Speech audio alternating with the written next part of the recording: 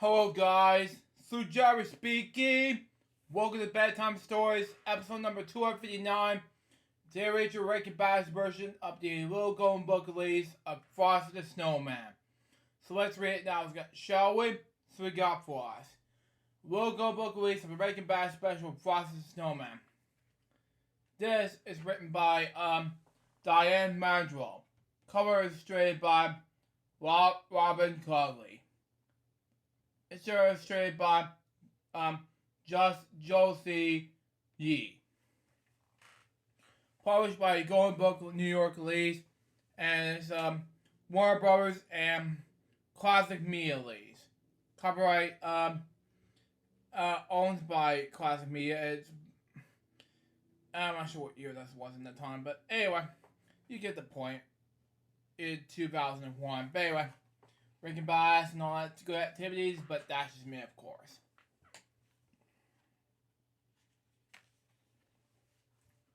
It was started with the snow. The first snow of the season. As every child knows, there's a certain magic of the very first snow. And when it falls on the day before Christmas, something wonderful is bound to happen. And I have to agree with the narrator of the story, Jimmy Durante, at the time. So, very going out with the school things. Next page. Anyway.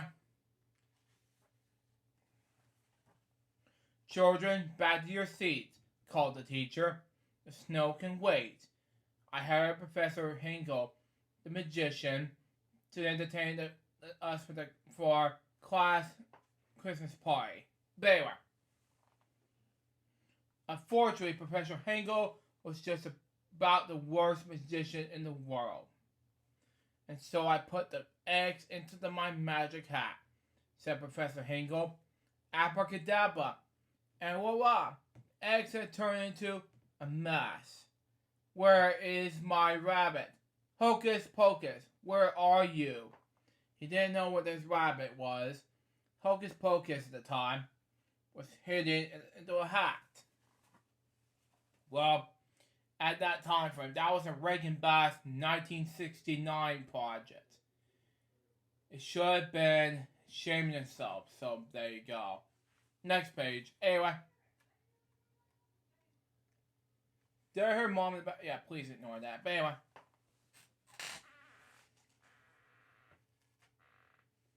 The only thing this hat is good for is a trash can, said Professor Hinkle. But the hat didn't stay in the trash for long. The hat was hocus pocus was underneath. Hot from the door, that was when the bell rang. The children was free the whole Christmas holiday.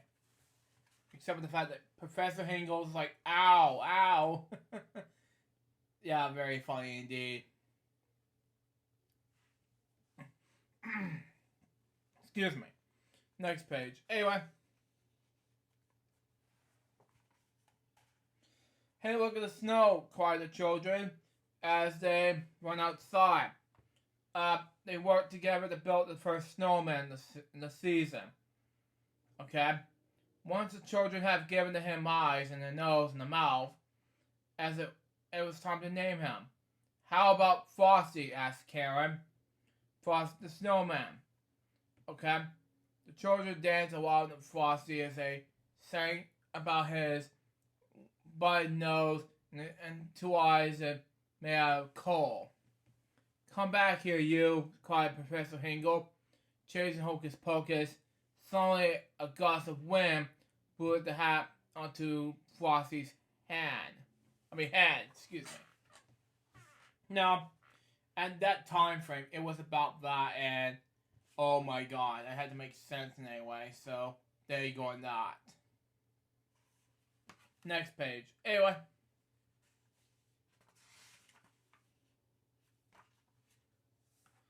Happy birthday, said the snowman. Karen Gibson said the hat brought Frosty to life. It must be magic. When Professor Hinkle heard that, he went to the hat back. He wanted the hat back. But it's not yours anymore. You, protested Karen. This hat will might make me a millionaire. said the green musician. Ugh.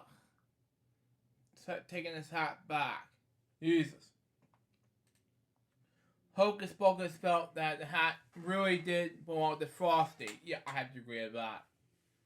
So he hop back to Frosty, and the children as fast as he could to return the magic hat to Frosty. You have to exactly did my point here. So there you go on that, huh? Hold on.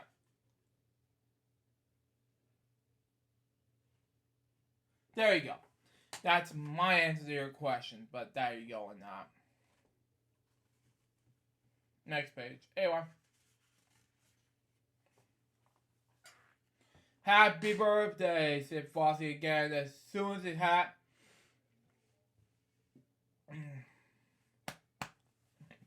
was placed on his head.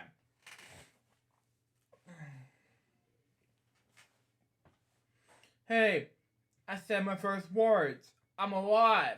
What a neat thing to happen for the nice guy like me. The magic hat made Frosty dance around. The children cheered as Frosty began to laugh and play with them. There have never been such a wonderful winter day. You gotta do something, Frosty, even though it's Jackie Vernon playing Frosty at the time from 1969 to 1979. There's two more specials about it. 1974 and 1979 at the time, from Frosty's Winter Wonderland to Rudolph and Frosty's Christmas in July at the time. So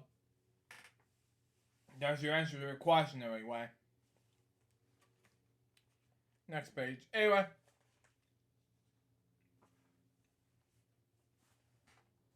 When the sun peeked out from behind the clouds, Frosty explained, I'm all wishy-washy, and I'm starting to melt. The children knew they needed to take Frosty someplace where he never melts, like the chilly North Pole. They decided to go to the railroad station and find a train for Frosty. Let's have a parade through town, shouted Frosty. Come on, kids, follow the leader. All too soon, it was time for the train and Frosty to leave. I'll go with you, said Karen. I'm sure I'll be back for the time for supper. Karen, Frosty, and Hocus Pocus jumped in the refrigerated boxcar on the freight train headed north. No one saw Professor Hingle sneak onto the train car and hold on. Wow. It all makes sense now in any way, so there you go on that. So that was your answer to that question. It was, so Professor Hingle, I do not know what to say of you anymore. Next page. Anyway. A refrigerated boxcars, a splendid way to travel. Splendid, huh? That is, anyway. If one is by a snowman or a furry colored rabbit. Wow. But for the little girl like Karen, it was just too cold. Wow. So when the freight train made a stop, okay, Frosty got him all out. No one saw Professor Hingle jump off as well.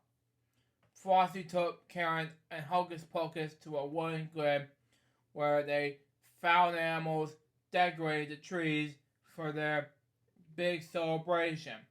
They knew Santa Claus was coming that night. After Hocus Pocus spoke to the animals, they agreed to build a campfire to keep Karen warm.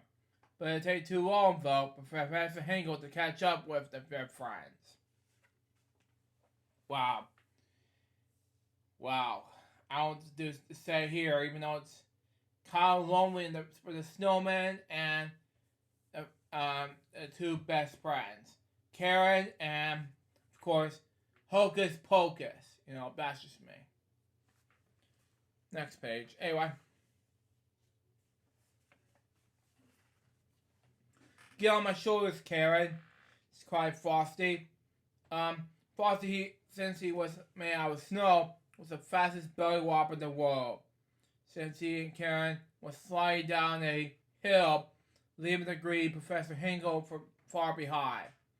All at the bottom of the hill was a tiny greenhouse for growing tropical poisonous, how do you pronounce this word? Sorry. For Christmas. It was the perfect place for Karen to stay warm.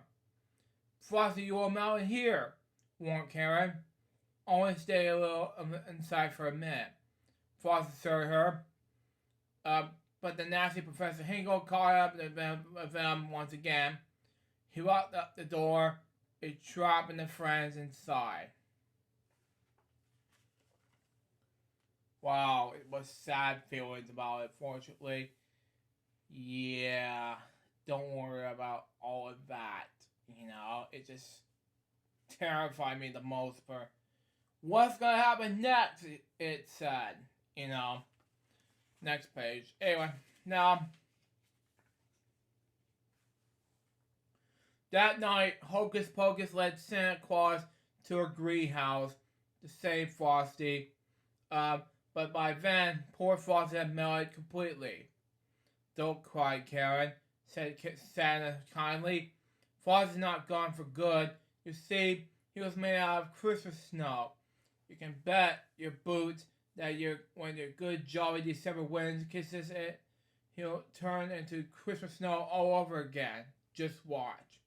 Santa opened the door, and when the wind whirled in and out, Frosty was back. Santa was about to place the magic hat on the Frosty's head when Professor Hingle shouted, "I want that hat and I want it now." I don't know about this, Professor Hingle. Santa replied, "If you touch this hat, I'll never bring you another Christmas present. Go home right now and write, 'I am very sorry for what I did to Frosty' 100 zillion times. And then maybe, just maybe, you'll find something in your stocking tomorrow morning." Professor Hingle was very sorry indeed. He ran straight home to start writing. Wow, I'm very excited for this. So, he went to a good, from a bad guy to a good guy. Just like in the Frosty Returns difference. So, there you go on that. It was good example. So, there you go. Next page. Anyway, happy birthday, shouted Frosty once more. Karen was happy to see her friend again, but now it's time to go home. Santa put Karen in the sleigh and promised her that he would take Frosty back to the North Pole with him. Wow. Karen hated to say goodbye to Frosty, but Santa said that Christmas would return every year with the magical Christmas snow. Wow. It all makes sense now in any way. So, you want to make more difference in the whole magic Christmas snow in any way. Recipes but they're all people who work with this special. Not all of them. Let's say Paul Frees, June Foray, Jackie Vaughan, Billy Lee D. Wolf. They're the actors who bought in for the whole thing. All of them are dead now. Arthur Rick and Jules Bass were dead. I don't know who else dead and alive. Let me know in the comments. Last page of the book stated that Frosty waved goodbye and hurried in his way. He shouted a promise to return this following Christmas. And every year, he did just that. Merry Christmas. And that was the end of the book, so there you go for Frosty the Snowman. So there you go on that and the whole thing. So with Frosty the Snowman, we'll go on book release based on the Wreck-It Bash special. What do I think about this book? I think it was amazing. I just feel like it was a blessing to see Frosty inspired the whole Wreck-It Bash stories. That's just me. That was Bedtime Stories episode number 259. Hope you enjoy it. Stay tuned for the next one, which is going to be Let's Get a Christmas Tree, episode 260 of Bedtime Stories. Now, man, excuse me. I got to edit the project, go to bed, and get to work tomorrow. And I'll probably do Warburg Wednesdays for tomorrow, and I'll probably do 5 videos to be put on YouTube. First thing in the morning, and afterwards, social media first thing in the morning. So afterwards, probably do lunchtime, and maybe, who knows, I have to finish editing the projects from my main channel. We'll just see what happens. Till next time, Sue Jarvis, Bobby, baby. Get more videos with Sue. Till I say out. See ya.